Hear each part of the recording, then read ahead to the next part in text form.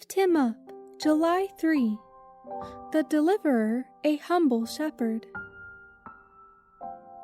God called unto him out of the midst of the bush, and said, Moses, Moses. And he said, Here am I. And he said, Draw not nigh hither. Put off thy shoes from off thy feet, for the place whereon thou standest is holy ground. The time for Israel's deliverance had come, but God's purpose was to be accomplished in a manner to pour contempt on human pride.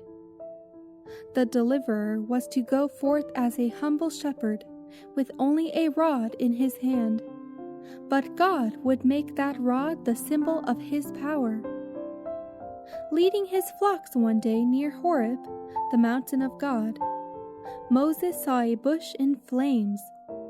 A voice from out of the flame called him by name. With trembling lips he answered, Here am I. He was warned not to approach irreverently. Humility and reverence should characterize the deportment of all who come into the presence of God. In the name of Jesus, we may come before him with confidence, but we must not approach him with the boldness of presumption, as though he were on a level with ourselves. There are those who address the great and all-powerful and holy God, who dwelleth in light unapproachable, as they would address an equal, or even an inferior. There are those who conduct themselves in his house as they would not presume to do in the audience chamber of an earthly ruler. These should remember that they are in his sight whom seraphim adore, before whom angels veil their faces. God is greatly to be reverenced. All who truly realize his presence will bow in humility before him.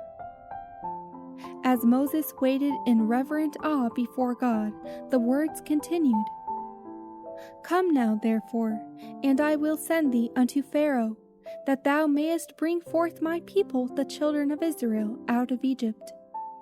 Amazed and terrified at the command, Moses drew back. Moses saw before him difficulties that seemed insurmountable. What proof could he give his people that God had indeed sent him? Evidence that appealed to his own senses was now given. He was told to cast his rod upon the ground. As he did so, it became a serpent, and Moses fled from before it. He was commanded to seize it, and in his hand it became a rod. The Lord assured Moses that his own people, as well as Pharaoh, should be convinced that one mightier than the king of Egypt was manifest among them.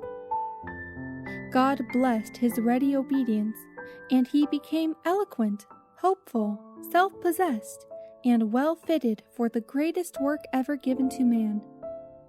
This is an example of what God does to strengthen the character of those who trust him fully and give themselves unreservedly to his commands.